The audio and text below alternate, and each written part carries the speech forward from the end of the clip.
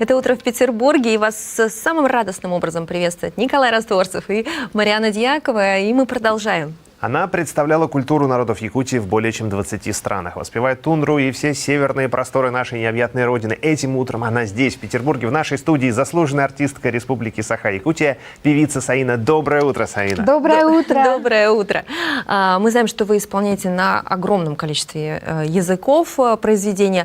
Вот это что, просто вот рекорд поставить? Или вы хотите быть близкой к каждому слушателю, каждому зрителю? Для того, филологически чтобы... Да, вот именно языково, да, то есть чтобы понимали, о чем вы поете. Да, я на самом деле музыкант, педагог, певица, поэтому мне все интересно. Каждый народ, каждый язык, культура. И так получилось, что это даже не достигаторство, а именно знакомство с душой народа, потому что песня, она это и есть душа народа, а голос — это душа человека. Безусловно. Но ваш фольклор вы исполняете на родном языке, то есть вы это не пытаетесь как-то переводить на те языки, которыми вы владеете? Был такой у нас пример, когда я спела «Аву Мария» молитву на юкагирском исчезающем языке, на котором говорят всего лишь и думают всего лишь 8 человек в мире, к сожалению. Поэтому наша миссия — петь на родных языках. Я представляю Якутию, все 7 народов, поэтому для меня важно, чтобы язык прозвучал, чтобы про него узнали, что мы есть дети Арктики, дети Севера. А насколько тяжело, сложно собирать этот фольклор, вот по крупицам искать и сохранять? То есть вот вы в экспедиции отправляетесь, как вы ищете, где вы находите эти потрясающие композиции, эти слова, напевы, тексты? Вы знаете, когда я стала петь широким природным голосом, у меня вообще жизнь тоже стала безграничной. Я говорю, если вы тоже будете петь, я еще учу петь. А мы сегодня научимся и да. будем. Поэтому жизнь такая безграничная, широкая, огромная. И мне повезло, что песня меня всегда ведет.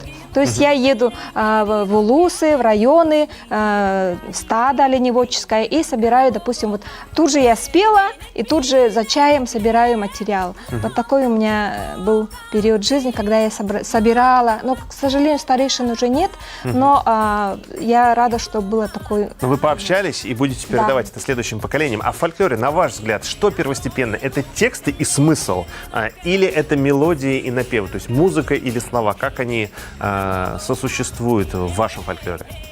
Ну, я пою на 31 языках, мне есть с чем сравнить, поэтому, конечно, в языке каждого народа есть свой код, поэтому это некий такой...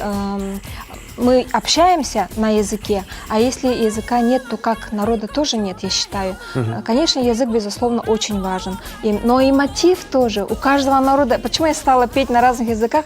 Это такие мелодии интересные, такие разные, что я не могу вот не петь эти песни. А с вашим родным языком, с вашей родной культурой уже находили, может быть, ну, не двойника, но похожий народ, похожий язык, похожие мотивы где-то звучат? Или это только в Якутии, или это только на нашем севере?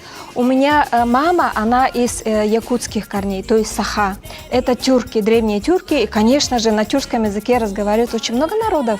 Даже в Турции я пела на большой павильон, там супруга самого президента была. И мы понимали друг друга, мы разговаривали, представляете? А с отцовской стороны у меня уже эвенкийские крови. Вот. Но эвенков стало чуть меньше, чем раньше, но они живут, даже в Китае живут, они знают там язык, а мы, к сожалению, потеряли свой язык. Язык, напевы, мелодика и инструменты. Вы же владеете также и национальными якутскими инструментами. Насколько сложно ими владеть и как они вошли в вашу жизнь? Ну, на самом деле сложнее, чем я играю, например, фортепиано, гитаре. Вот на хамусе играть научилась я очень долгое время прошло, и бубен тоже ко мне появился не сразу у меня. И вообще это, на национальных инструментах играть тоже это надо такую миссию, наверное, иметь, да, что не только с голосом, но еще помогать себе, потому что фонограмма это уже как-то слишком современно. Альтернативный продукт. То есть мы, наоборот, возвращаемся к истокам. Вот что я хотела сказать. Насколько ты возвращаешься к истокам и языкам, к своей мелодии, то ты находишь, оказывается, себя и даже свое предназначение через песню рода. А это можно как-то, этому обучают условно в музыкальных школах, или это передается из поколения в поколение, из семьи в семью, и это можно только постичь, будучи рожденным в вашей республике и слыша это с детства, может быть? Я считаю, что природа сама ведет каждого человека, также и предки ведут, поэтому меня привели на эту встречу мои предки.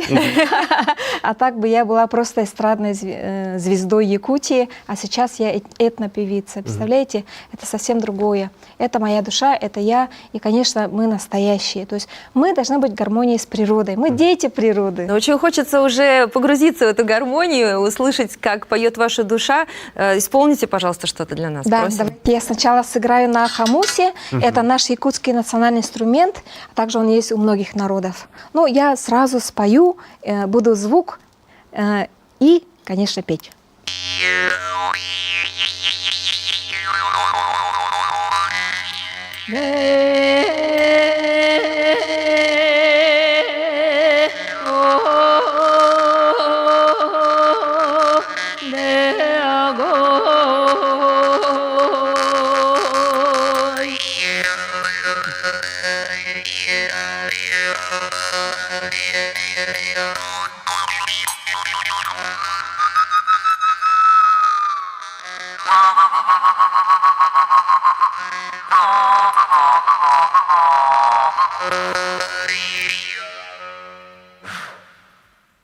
Сыграю на нашем бубне.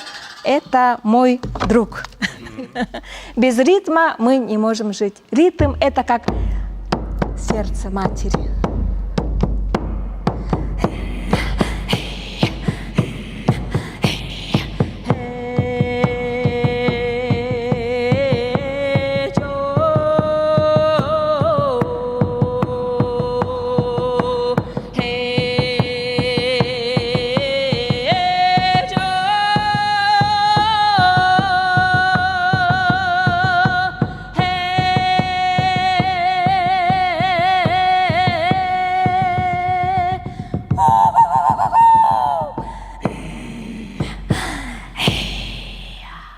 Спасибо большое, Спасибо что большое, украсили это наш очень эфир интересно. Спасибо. вашим фольклором. Певица Саина, ее имя, кстати, переводится как «лето», добавила, мне кажется, летних чарующих Это точно. звуков.